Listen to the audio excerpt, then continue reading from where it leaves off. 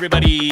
I'm Larry Roberts. And I'm Sarah Lucy, and this is Branded, your comprehensive guide to creative branding. And on this already hilarious episode of the podcast, we've got an amazing guest with us today. Sunny Dublick is a taco enthusiast. And as soon as Sarah and I saw that, we were like, I don't care what the conversation is. We're talking tacos on this episode of the podcast. So, Sunny, welcome to Branded. Thank you so much. I'm so excited to be here. We're excited to have you. For the record, Sunny is also an award-winning marketing strategist and founder of the Sunny Dublick marketing agency. But yes, more importantly, we all love tacos and Batman. Exactly. So many synchronicities already. Hey, so, you know, we use a platform called Podmatch to find potential guests for the show. And when we came across your profile, I think it was suggested as a potential match. But when we got to digging into your profile, one of your suggested topics there was why your marketing sucks. And man, we just loved it. Tell us. You know, Tell us. Well, I relate to it so much because, man, you know, I've been playing this side hustle / entrepreneur game. Finally, I was a real entrepreneur 3 years ago, but I had the side hustle thing going for 7 years prior to that. And I went through so many brands and so many marketing attempts and trying to establish myself as a brand. And in all honesty, each and every one of them sucked for different ways or different reasons. So tell us, Sunny, why do most people's marketing suck? Yeah, I mean, I'm so brutal. I'm originally from New Jersey, so I'm just going to tell it like it is, right? But honestly, a lot of what I do is consulting, and that's what people are paying me for, is essentially to tell them, is it bad? Is it good? I think the first question I always really love to ask is like, is this a brand that you yourself are proud of? And I think even with personal brands, it's so interesting. A lot of people tap a marketing agency and they're like, this person is going to do this for me. They're going to make it cool, right? They're going to make it all of these exciting things. And it usually doesn't happen that way. You're not even bought into it at that point, right? Because someone else is handling it. But I find this all the time, like I call it the sea of sameness of what I think marketing is right now. Mm-hmm. And it's everyone is just in this super crowded like area being like, let's do more of this. Let's do more of this. And none of it's cool. None of it's fun. None of it's exciting. None of it would work on you. Like my ultimate beta test is like, you're trying all of these things. Would you say yes to them? Right? Like, I can't tell you how many people come to me and they're like, well, I just need more ads or I just need more emails. I'm like, don't you think people are tired of that? Like, I am a firm believer that marketing is not supposed to be screaming into the void, like, buy this, buy this, buy this, and just hoping people come into it. It's like, I think I joke, it's like we're running after customers with a flaming piece of paper, like buy now, instead of attracting business, which is what happens when you have a cool brand and a cool business. And I was listening to, it's so funny, I went down this rabbit hole with your whole like Liver King episode. But what's funny is like you guys were hitting the nail on the head just talking about like being more yourself. Mm-hmm. Like I can't tell you personally how much. Like at first, like I'm so weird in so many ways, like we all are, right?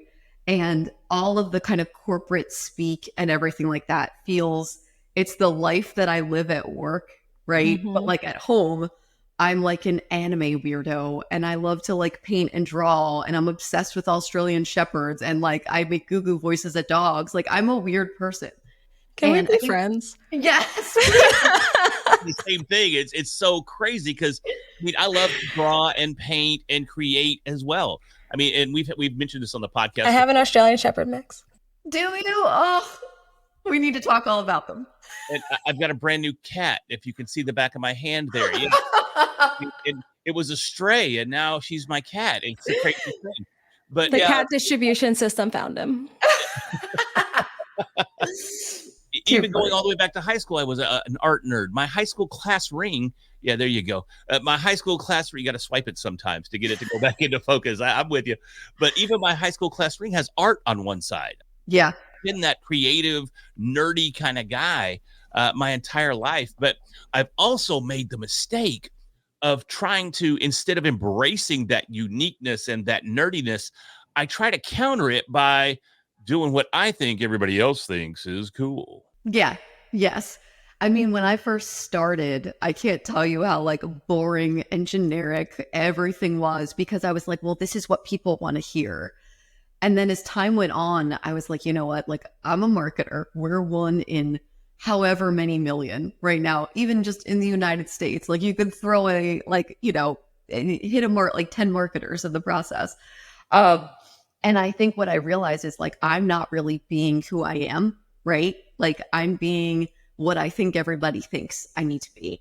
Right. And I think when I started leaning into that, it's so funny the people that have come to me and they're like, I love your branding. I love your website. I love the way you talk about marketing and yourself. And like, my tagline is like, I believe in a no bullshit approach to marketing. And like, I thought that was going to isolate so many people. And it was actually the opposite. A ton of people came to me and they were like, I love that you're so honest and real about what's going on. So I think like the question of how do I know if my marketing sucks? It's like, does it feel good? Like when you're looking at the things that are being posted, if you're not posting them themselves, like, does it feel right to you? Do you feel excited about it? Like, I have a post going up on LinkedIn later this month that is so weird. Like, I did an Eras Tour poster of my different photo shoots over the years. I'm like, this is so cringy and strange, but it's me. Like, I am that. I'm like, I'm excited about this.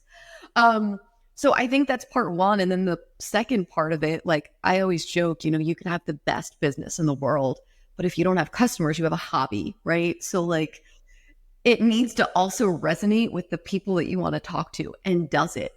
Like, I think so many people are like, well, I can't tell if my marketing's working. And I'm like, well, you can though. Are you getting people that say that they see it? Are you getting returns? Like there's literally every tool underneath the sun to measure that. So if it's working and hitting them or not, right, in the right way. If you feel good about it. And if you don't, just open up the conversation and ask them. That's something that we miss. Yeah, it's the weirdest line of people being afraid to ask their customers what they think. And not in like the creepy, here's another survey, give me a 5-star review. Like, just having a conversation with another person. I just figure if they're paying their invoices that they love it. They're doing all right, cool. They're giving me money. I must be doing something right. Exactly. But I think that it's such a missed opportunity. Yeah. And one of the things, like I'm really heavy into marketing research and in particular customer interviews. So when I start working with a client, one of my first things is, can I talk to your customers? And it's so funny the things that they tell me. They're like, well, customers love this and they buy from me because of this. And then I talk to the customers like, we don't give a crap about that. Yeah. We like X, Y, and Z, and we went to them because of this. And by the way, they're missing the mark on this. And it's usually this completely transformational like experience. When I do that presentation, it's so fun for me because it's literally taking like the wool off your eyes of what you think versus what we know. And all it is talking to people. I'm not doing anything crazy. I'm literally just getting in front of someone and asking them questions.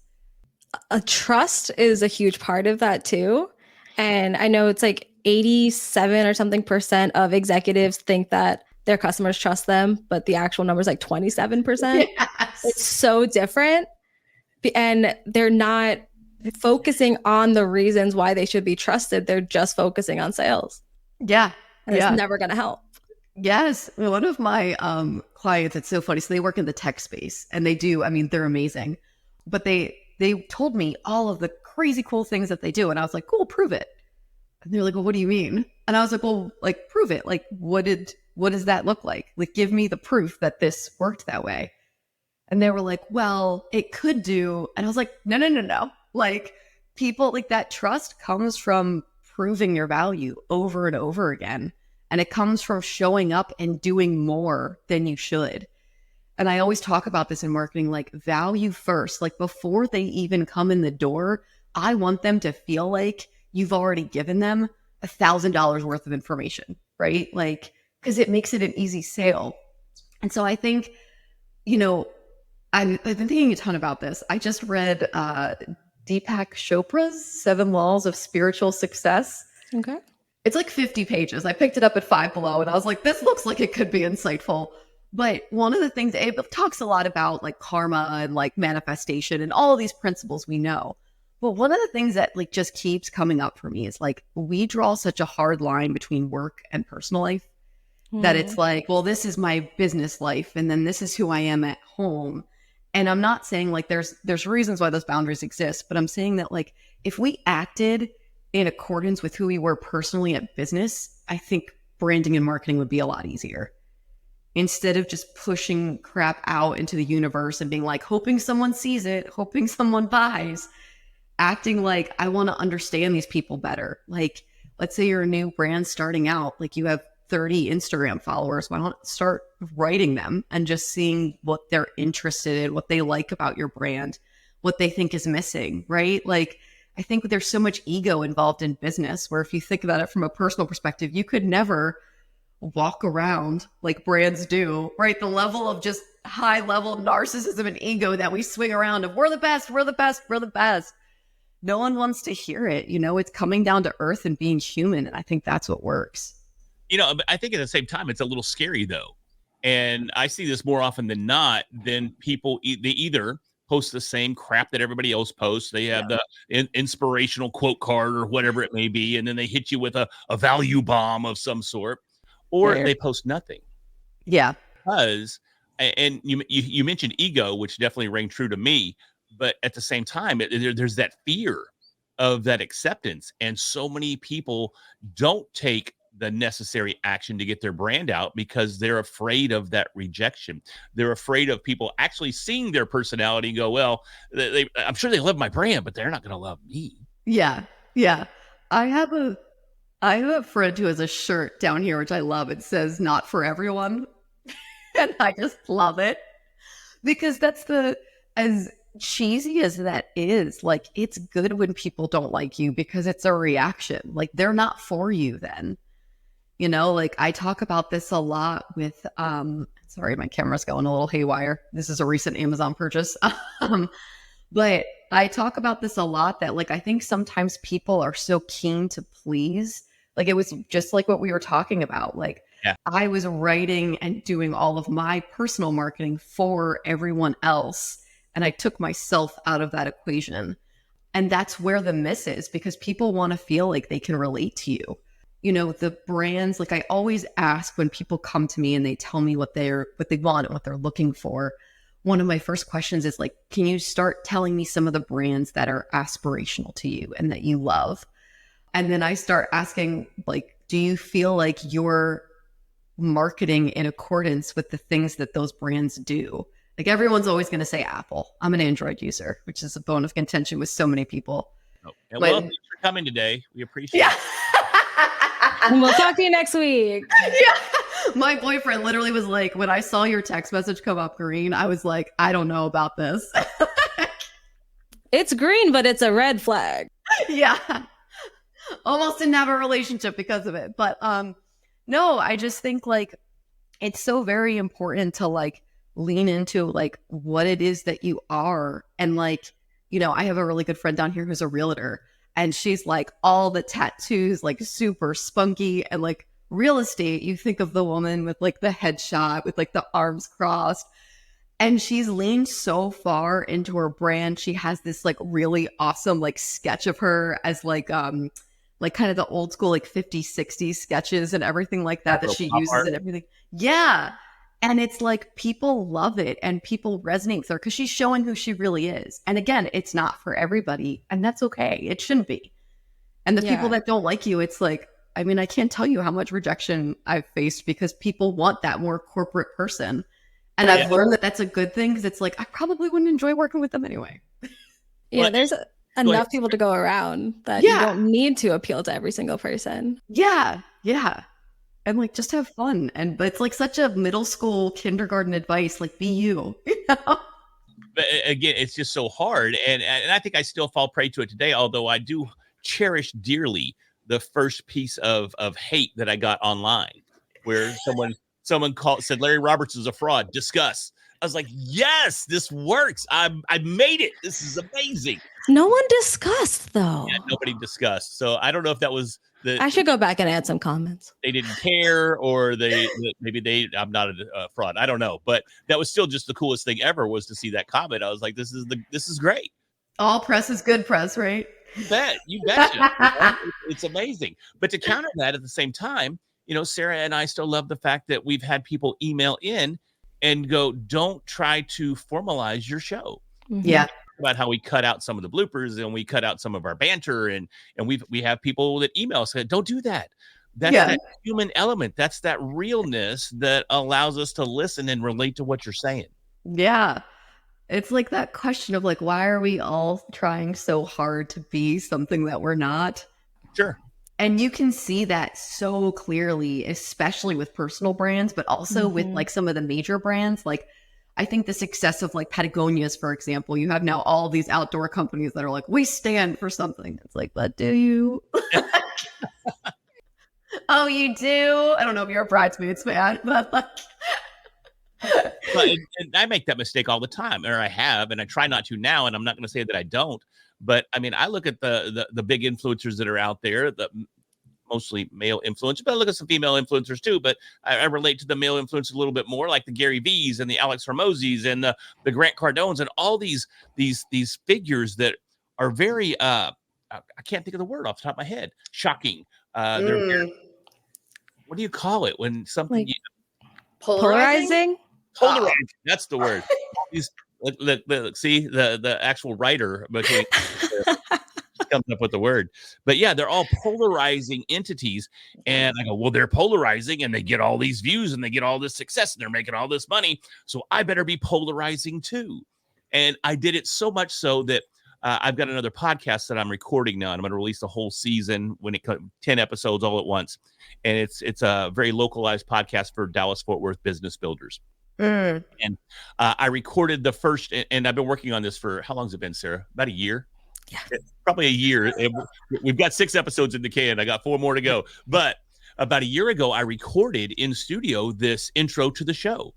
And I'm sitting there and I'm bent over and I'm looking at the camera, my brow's all furrowed, and I'm just welcome to DFW Business Builders, where we're gonna pull back the curtains on entrepreneurship.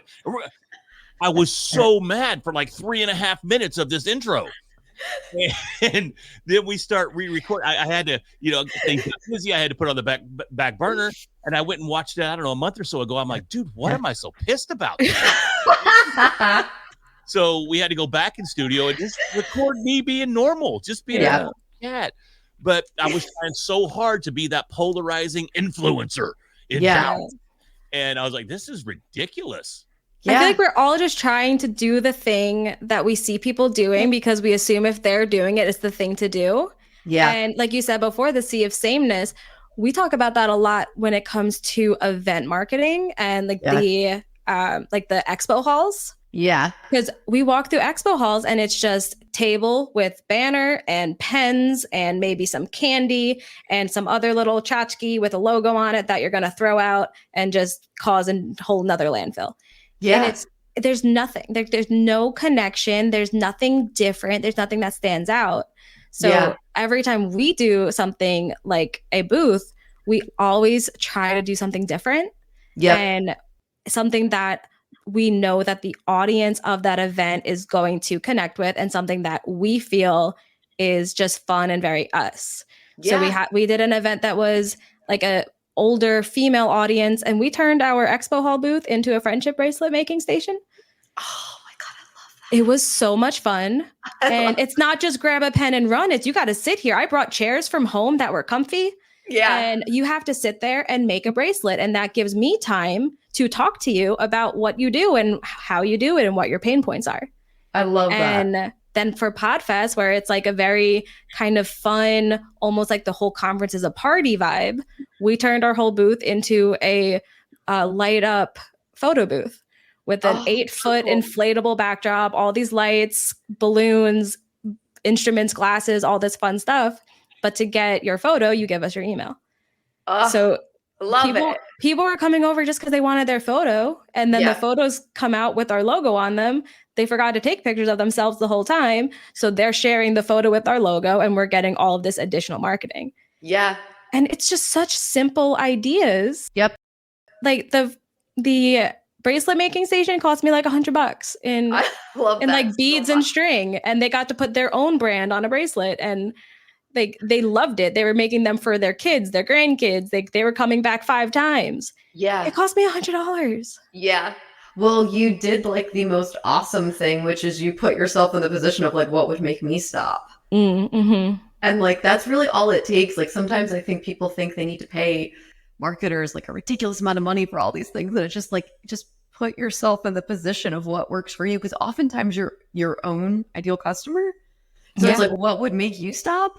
I just did my first ever booth exhibit. I was so nervous because I was by myself. But I did it in London in the UK, and I knew that there was going to be a bunch of other marketers there, which is always stressful because there's and our industries were a little bit different because they were digital marketing. I don't handle anything digital marketing, but I wanted people to come over and interact with me.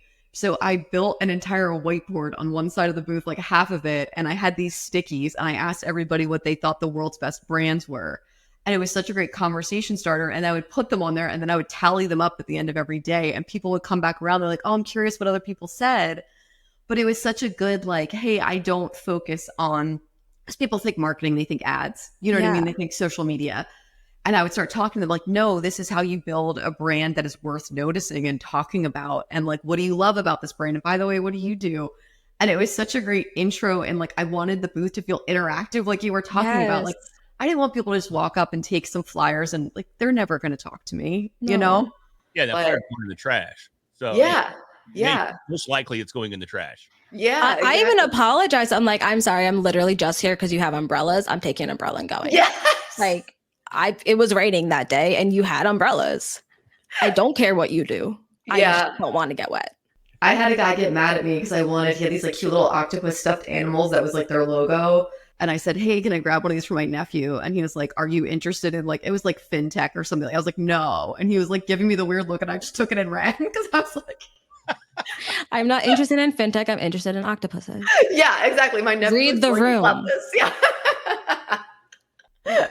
But yeah, there's so much of that. Like exactly what you're saying. That's so serious. And so like, there's also this weird vibe at a lot of those shows where it's like, come over and talk to us because we're so great. Yes. And it's like, I don't know, it's just awkward. It's creepy because you see them staring at you and you make that eye contact. You're like, oh God, I made eye contact. My bad. You have to either go over there or you have to turn and run because you don't want to be verbally assaulted. You know what I mean? That's how I know they don't typically verbally assault you, but that's how it feels. Yeah. Like the people like at the kiosks in the mall that will hunt you down to give you lotion. Oh my God. There's one up the street from my office and I just walk down and I always have my phone. I'm like, no, thank you. Oh, don't make eye contact, blinders. Oh God, pretend you're texting. Yeah, but it's awkward because you walk up and they're pitching you. They're like hard pitching you and you haven't even warmed up. I joke like the drunk person at the party who's only talking about themselves and everyone's like, shut up. Like, can someone please get this guy away? Yeah, the guy that brings the guitar. Yes. Oh my God. There's that meme that's out there where they look like they're a new couple and the chick, they're like at a sporting event, maybe at a baseball game or something. They're in the stadium and she's just totally disengaged. But bro has got his arm around her and he's staring right at her and he's explained, like he's telling her the game, mansplaining the game or something. And she's just totally not having it. But I love that meme because so many times that's what happens to our brand. Yeah. We're trying to tell people that don't give two pennies about what we're talking about. Yeah. And we don't change the conversation to meet them where they're at. Yeah. We're too busy trying to be the experts, too busy trying to show that we know what we're talking about and our brand is the best. But girl here, it's our first date, man. She just wants to get to know you. Yeah. Yes. We skipped that step. You know what I mean? Yeah. I mean, talking about why your marketing sucks, I feel like a big part is because you're focused on yourself instead of your customer. Yeah. And it's that narcissism. Yes. People don't care about you. They care about what you can do for them. Yes. 100%. And that's what you need to be pushing. Like the bracelets, we had them put their own brand or their child's name or whatever they wanted on a bracelet because this is about you. We want to get your brand out there, not ours. The photos, it's a photo of yourself with your friends and your experience. It had nothing to do with us other than we slapped our logo on it and we paid for it. Yeah. And we stole your email address in exchange for it. But that's what the people love is because it's like, okay, this is something for me. Yeah. And that's what you need to be really pushing. Yeah. It's something personal that gets them in the door and it gives them a sense of value of something like fun. Like it automatically tees up you guys as being fun. And they're not looking at you like, oh, remember like I met like 17 other podcasters. They were a drag. But like I got a friendship bracelet here. Like, I don't know. It really is so much simpler, I think, than we let ourselves believe. And I get so bogged down. Like, it's funny. Like, I have people all the time like, well, do we need a TikTok now? And like, what about Snapchat? And then there's Be Real. And like, people will come to me with these like questions of, do I have to do this? And I'm like, first of all, like, just ask yourself, like, does that feel good to you at all? And like, is your audience even there? Like, I had a client come to me and he said, I need Instagram engagement. I was like, that's not what I do, but like, let's really talk about what you need. And he needed sales. And I was like, hey, I'd really love to do some more research into your company. And I'll do like a brand audit. Turns out that like his customers are all 65 plus. And I'm like, dude, I was like, they're not on Instagram. What are we doing here? You would have wasted so much money. And I think that's what is hard about marketing is I do think a lot of it gets a bad name because I joke about writing your own marketing prescription. So you go to a company, you say, I need 10,000 more Instagram followers. They're going to say, cool, I'll take that. I'll do it. We'll charge you this much money. But they don't know what's really going on because you've written your own prescription. It's like going to a doctor and saying, I need open heart surgery and you've never had a scan, right? So it's like, if you learn to identify what you really want, you can actually get it. But you're going to, right now, so many people see what's happening. I need more followers on Instagram. I need greater email engagement. I need conversions through ads to be better. And they're just hopping from agency to agency and marketer to marketer.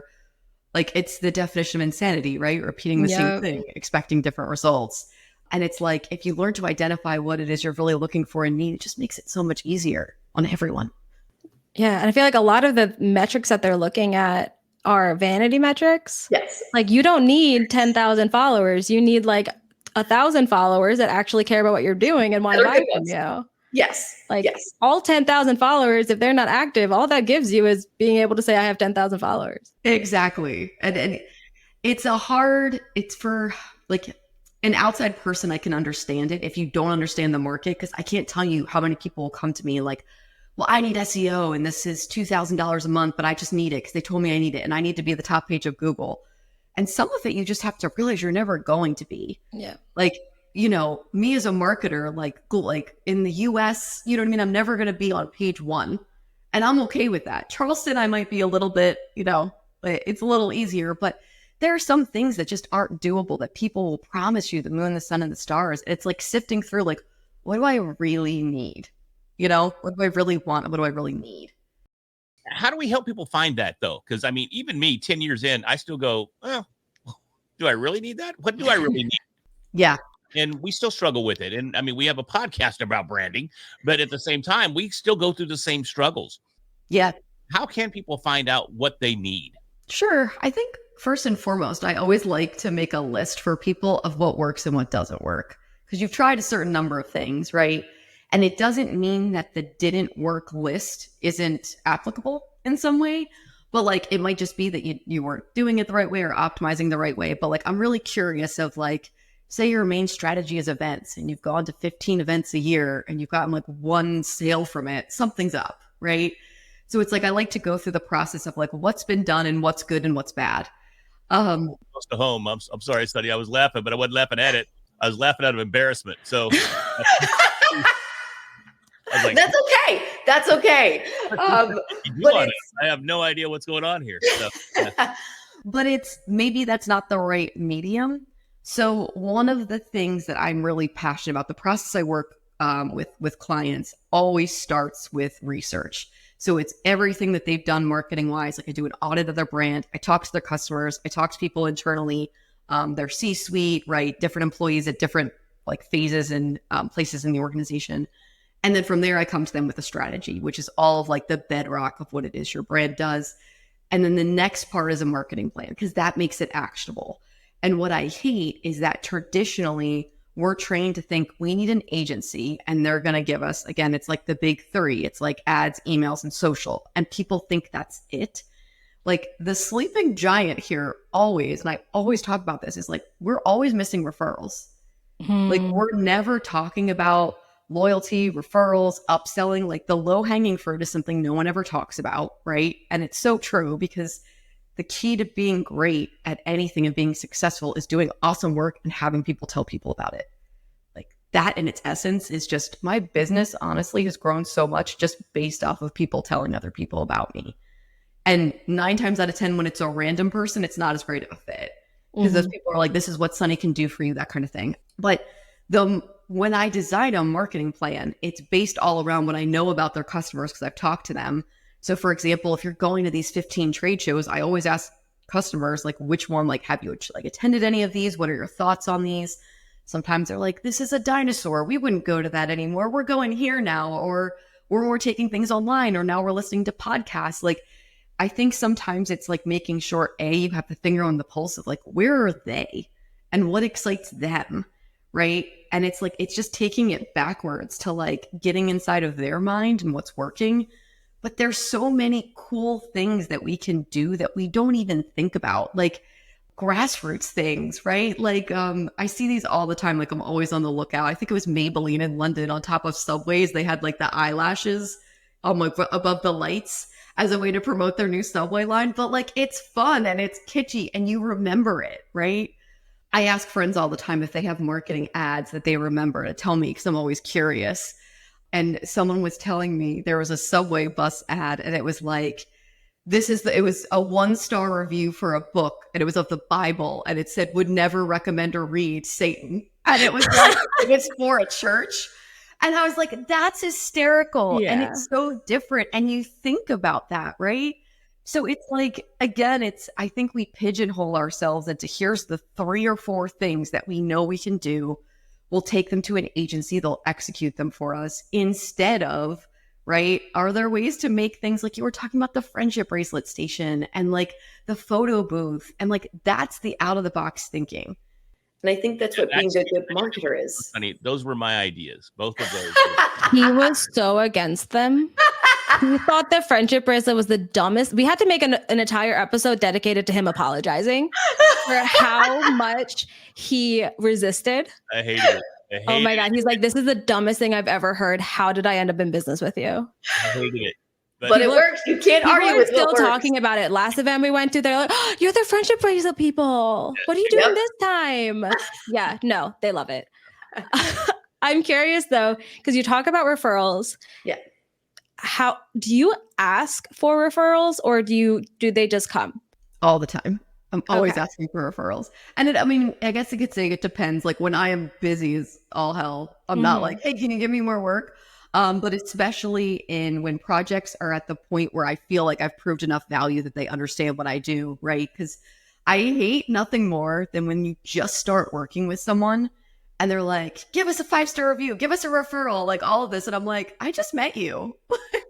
No. So it usually depends what phase of business I'm in, if I'm like actively BD taking on other clients. But you know what's so funny is how awkward we feel asking. Yes. And like, why? So awkward. So awkward. Yeah. I don't get it. I've tried to overcome it, but I still feel just awkward. Hey, by the way, you know anybody that also wants a podcast? That'd be great. I just feel so stupid asking for referrals. Yeah. One of our clients, they admitted this on a podcast that we produce for them. She will send an email saying that like she's gonna stop taking on clients. So let me know if there's anyone you really want to recommend and like really needs me, but then I'm not taking clients anymore. And she'll get bombarded with referrals. Scarcity creates demand. Yes. I think it was back when it was Joanna and Leah from Women's Share. And I think it was back when they were in the marketing for financial advisors, like That's space. Brilliant. And she's like, yeah, no, we would get so many. And part of me is like, that is genius. Yeah. And then the other part of me is like, you are lying. But do we care? No, it's genius. Yeah. Because those clients have no idea. And like, I hear there's obviously both sides of the coin there. But yeah, I mean, the scarcity thing of like, hey, I only have one more spot. People start like that tension all of a sudden starts building in their minds of like, oh my God, I have to grab it. Like I have to do it now. Yeah. So anything with like a time limit, like first 10 people, or you only like today only, they work for a reason. That's so funny. It's so funny. But you know, one of the things that like I always say this in marketing is like, are you making it easy for the customer to buy from you? Mm-hmm. Or are you making it hard? Do they have to go down a rabbit hole to figure out what it is you do and how you do it and what your pricing is and like all of that? And like, nothing is easier than being like, I have these services. There's a limited time. Like, here's where you sign the dotted line. Like, yeah, I feel like that part is hard though, especially with like companies like ours and yours. It's like service based. Yeah. It can be hard to translate services into products. Yeah. 100%. Structuring it and everything. I mean, that's me and Larry talk about this all the time, is how can we take this thing that we can do for you and just format it in a way that is viable. Yeah. I think it's nice to have the baseline to mess around with. Like, it's like, here's the packages. And most of my work is, because my work is like this, it's always custom. Yeah. But it's like, I can say that my like research, like intro package starts at this, and it's interviewing 5 people here and 5 people here. But usually there's a bit of push and pull if I only have 3. You know what I mean? Mm-hmm. So I think it gives them like a North Star, because otherwise it feels so broad and so open, which can be scary, right? Yeah. And I'm always saying like, well, it depends. Yeah. And I feel like a politician or a lawyer, and it doesn't feel good. Yeah. Like, but it's how can I work with you? Well, it depends. What do you want? And where are we starting? And how much am I doing? How much is your team doing? Like, there's so many things that go into it. Yeah. That's why I do like having package pricing as like that, again, the baseline. Almost no one does a package, right? They look at them though, and they're like, oh, cool. I like this, but can we talk about this? And then it kind of just fluctuates from there, but it gives them, because I think I read this, I forget, it might be like 40,000 decisions a day the average person has to go through. And it's stupid stuff like, am I getting up here? Am I wearing these shoes? What time am I going to the gym? All of those things. But like, we're like, the average human is exhausted. I think they also get around 10,000 marketing messages a day. Yeah. So like, There's 60 billion pieces of content put out into the world every single day. Yeah. So like, my question always becomes like, are you adding to the clutter, or are you making it easier and better on them? Because I think sometimes we put things out, like even you were talking earlier about content. You're like, sometimes like we just don't post anything because like we don't know what to post. And it's like, oh, I got to post something. I got to post something. Like, here's something, right? Posting for the sake of posting. Yeah. And it's like, you just got to gut check that. Like, am I really adding something good and useful? Or am I just showing up to the party just to say I'm there? Right? Mm-hmm. Like, because people are going to remember those weird, awkward bits. But again, I think it's just like, so much of it is just needing to like take the ego out of it. And it, like we've been talking about since the beginning, like you just focus on the people it's for. And like, is this better for them? Is this easy on them? Do they understand it? Do they like it? And if you don't know, you just ask. Like, it really can be that simple, you know? I was just in a client meeting a couple weeks ago and trying to figure out how they want to market this service that they're trying to redefine. So they brought me in to sit on this meeting while they figured out how to structure the services and the business model around it and all of this. And like, I don't need to be here. I'm not marketing the business model around this service. yeah. I just need to know, what's the end result? What are you giving to the people? How is this going to change their life? Yeah. You don't market the service, you market the result. Yeah. Yeah. It's just misunderstood. So exactly. So many people misunderstand that. And I mean, I take it all the way back to, when I came out of high school, I started selling cars. And I don't know why my brain thought you were going to say selling drugs. I'm so sorry. Before I started selling cars, and that was in high school. But after high school, I stopped selling drugs and started selling cars. But I spent the first few months just selling the car. Mm-hmm. Yeah. Oh, it does this, it does that, it does this, it has this, it has that. But not selling the value to each of those features and functions. Yep. And once I started understanding that and making that transition, I started selling a lot more cars. And it's the same thing with selling. I have no idea what kind of engine is in my car. What sold me on my car is in the door, there's a specific holder for your umbrella. You slide, it's like an umbrella shelf that you slide your umbrella in. So you always have one. Nobody at the entire dealership knew about it. I sold myself the car because I'm just like, this is an umbrella holder. That's so cool. They're like, what? How do you even know that? Like, there's an umbrella picture right above it. How don't you? this is what you need to be telling people. Yeah. Tell people about the umbrella holder. I don't care about the horsepower. That means nothing to me. Yep. Same. It holds my umbrella. I went out and bought umbrellas that matched the car. To put in I have umbrellas. I needed them that will go with the car. It'll look like it came with it. This is meant to be together. I love it. I am a marketer's dream. Volkswagen did the thing where they had the little vase in the bingo. Yes, in the buggy. Yeah, and it was such a thing because girls loved that. They loved like personalizing their car. Like personally, I'm a Wrangler girl, and I will tell you why. Because I was obsessed with Clueless growing up, and Cher Horowitz had a Wrangler. And then when the time came for me to finally like pick a car that I wanted, I had a friend who was selling Jeeps, and I was like, it feels serendipitous at this point. Barbie had a Jeep, Cher had a Jeep, like sign me up. Like he's got Jeeps, man. I had a Jeep at one time. I loved it. It was great. Yeah. I grew up on country music. I always wanted a Silverado. This is and again, but it's they talk a lot. There's this book I'm obsessed with. It's called For the Culture by Marcus Collins, and he talks a lot about belief systems and subculture. But like country music is a subculture where having a truck is so paramount to how you see yourself showing up in that culture. Like having a Jeep, like I live by the beach, like, and I love the ducks. And like, there's so much about Jeep that has built a brand around us weirdos that are like, we need the doors off our car. Like who thought of that? It's because they didn't build a brand. They built a community. Yes. And Subaru is now trying to do the same thing. If you've heard of like the Moo Moo Subaru. Now, instead of ducking a Jeep, you have little cows that you put on a Subaru.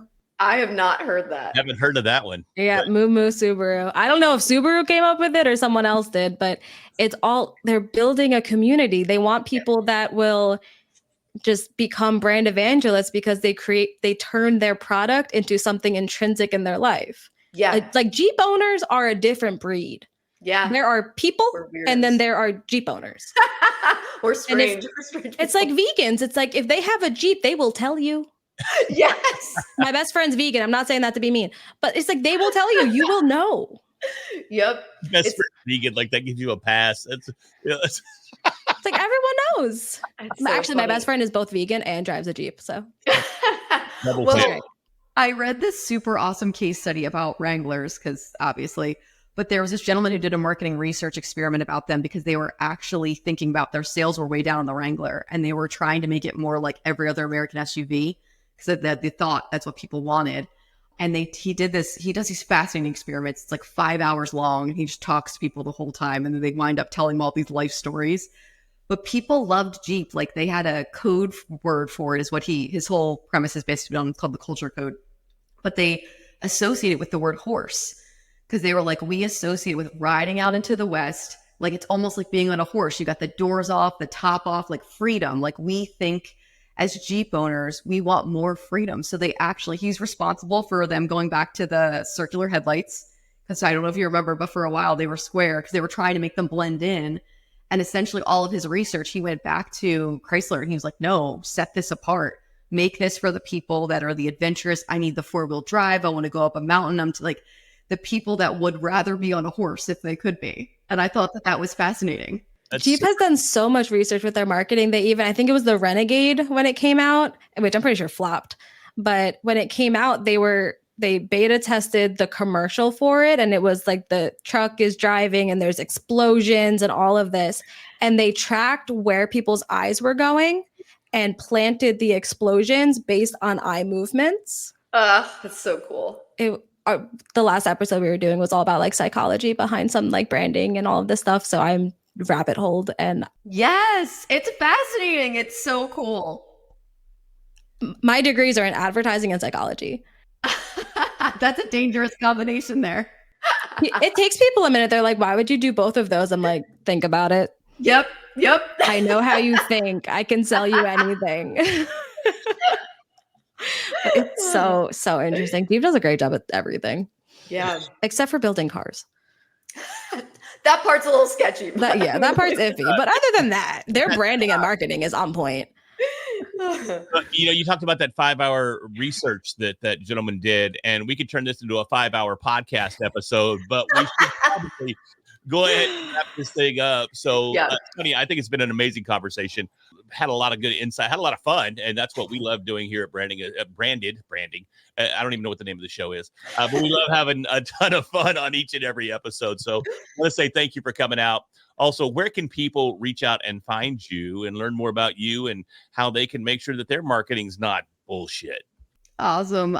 So you can find me on my website, sunnydublick.com. And then I'm only on LinkedIn because I'm an anti-social media marketer. So LinkedIn is the place where my people are.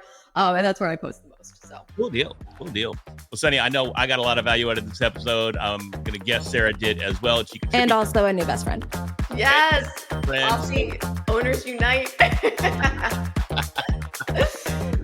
So everybody, if you got some value in this episode, do us a favor. Go ahead and hit that subscribe button so we can continue to bring you these amazing episodes each and every week. And send us referrals. Send us some referrals. Send us more business. Amazing callback right there. I love it. So with that, I'm Larry Roberts. I'm Sarah Losi. We'll talk to you next week.